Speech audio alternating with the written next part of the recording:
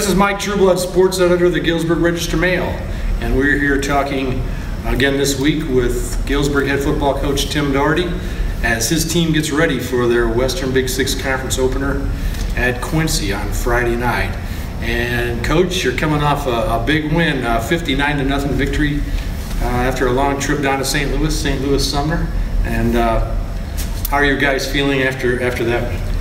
Well, it was a long day nonetheless, but it was a very productive game. Our guys really started fast, and we got some short fields early, and then the game got away from them. I think what I was most proud of our guys was we just haven't started games fast, and we did that.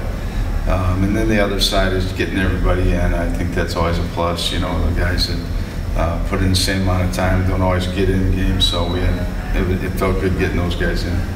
You talked about it before the game, it being almost a playoff type situation with a long bus ride for the game. Now you've got not quite as long of a ride, but you got it's the longest ride in the Big Six to go down to Quincy on Friday night. What are you expecting from them Friday? Well, I saw them play Friday night at Geneseo. They're excellent, talented football team. They got a lot of guys back, and they're very skilled, and we'll have our hands full. Our guys know it. A lot of the same players that were playmakers last year, they've moved a few guys around, and they're almost full speed. They got a couple of those guys back, so we'll have our hands full. They're a very good football team.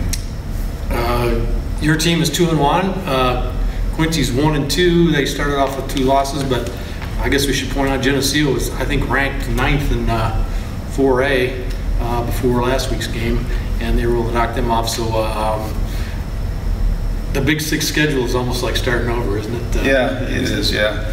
And the quality opponents that they've played, Bevel West is we got a film on them. They're very talented.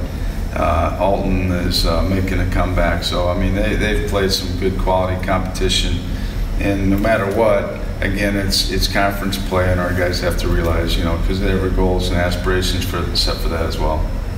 Well, you're 3 games in, going for number 4. How do you feel overall about how your team has progressed to this point?